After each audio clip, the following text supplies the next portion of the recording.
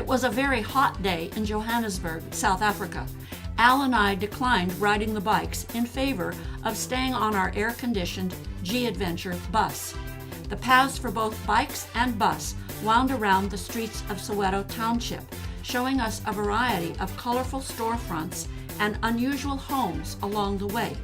Local guides provided input at the historically significant spots of Soweto before leading us on to the Soweto Brewing Company.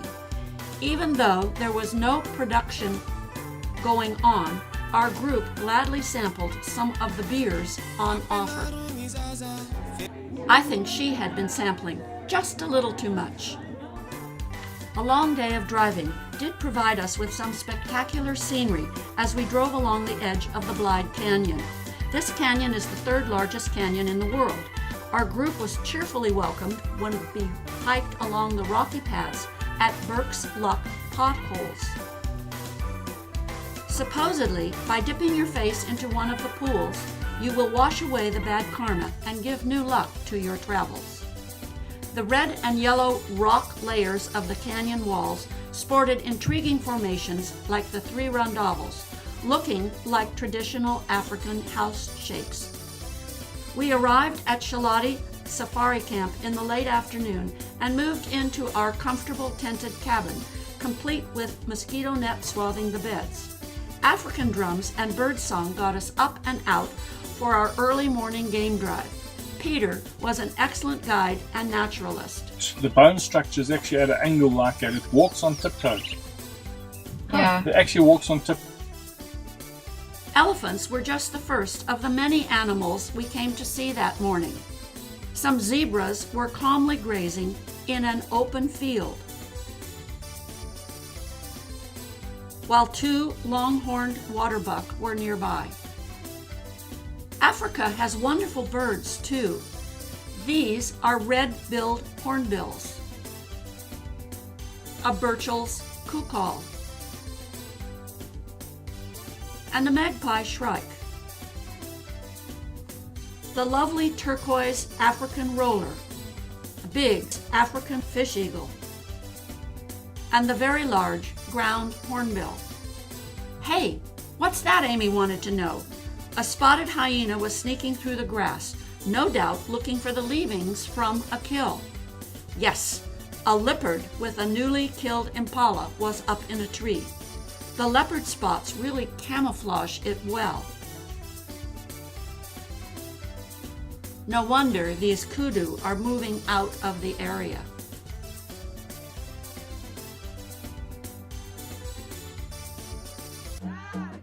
A barbecue dinner that night at the lodge before the drums and the dancers came round to entertain us.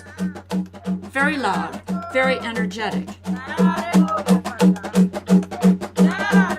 with two of our gals getting into the act as well.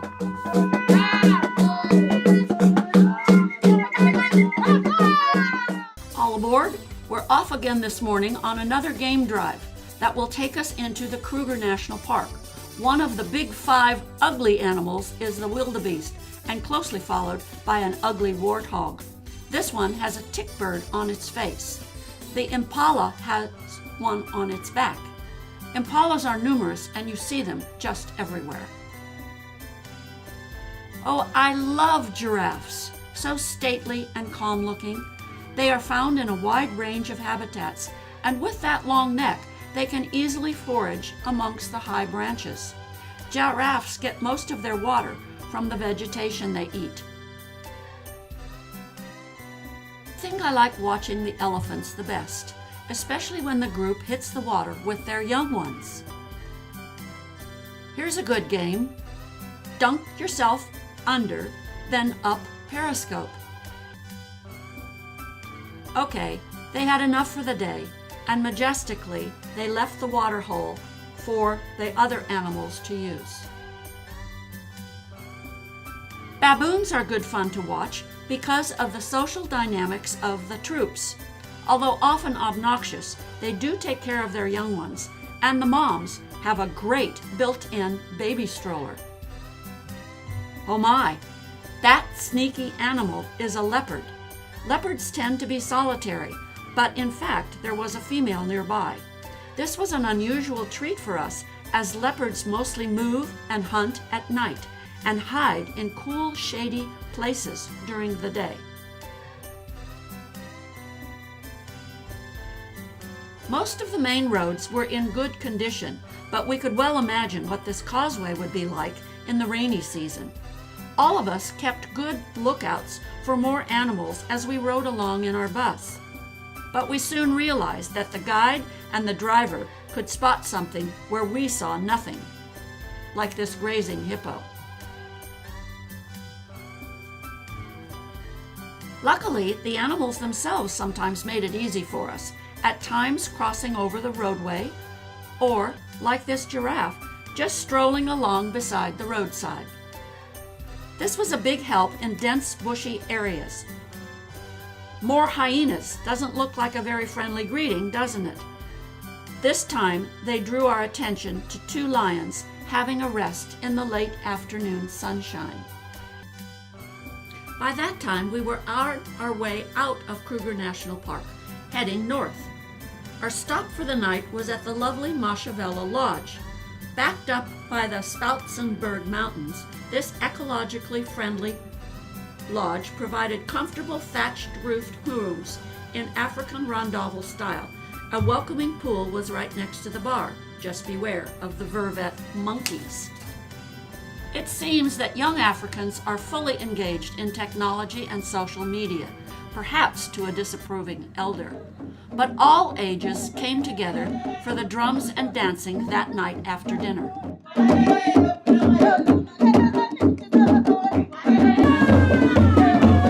We wanted to get in on the fun too.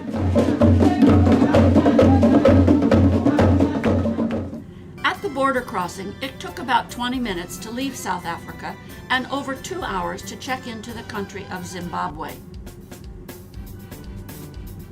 Despite a roadblock halting us for a blasting activity, we made good time on to Lake Kyle and then to Norma Jean's guest house and the beautiful gardens there.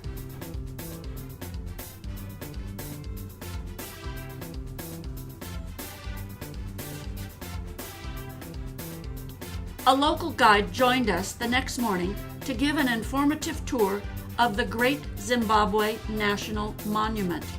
This incredible walled city was built by the Shona people around the 11th century as a royal palace. It is estimated to have had a population of around 18,000 people. Many of the mortarless stone walls are still in the original condition. A reconstruction of a Shona village lies outside the walls, just as it would have centuries ago. We were greeted by a group of Shona musicians playing drums, gourd rattles, and the mbira, a thumb piano. Even though it was a hot day, these energetic dancers gave us an enjoyable performance. Next on our G Adventures itinerary was a visit to Matopo National Park and a walk with the rhinos. Yes, we drove right into the bush and picked up an anti-poaching ranger who knew just where the rhinos were hanging out. Quietly, we approached a group of 5 rhinoceros by threading our way into some pretty rough thickets. Fortunately, these white rhinos were amicably disposed to having us near them. We watched in awe as they settled their 2-ton masses into comfortable resting positions beside their baby rhino. What an amazing experience. Once removed from any dangers, we had good reason to celebrate this successful event with our evening cocktails out in the wilds. At Hwange National Park, our accommodations were at the Safari Lodge, a first-class hotel, though our room had a third-world toilet. No need to go on a game drive here, though. The pool and the patio overlooking the waterhole brought the game right to us. A big group of elephants strolled in to have a drink. Then an assortment of female kudu, along with a few impala, arrived before the setting sun dropped the curtain on the magic reflection of a whole impala herd. They say time flies when you're having fun. We're off on the last day of this terrific tour, which would end at Victoria Falls. Sir David Livingstone discovered these falls in 1855 during his African explorations and named the falls after his queen, Victoria. The falls were where the Zambezi River run out of flatland and plunge off the cliffs into a volcanic gorge. Victoria Falls are among the biggest and most inspiring falls in the world, with a height of 360 feet and a width of more than a mile. The African name for the falls means smoke that thunders, a name quite appropriate for this majestic expanse of falling water.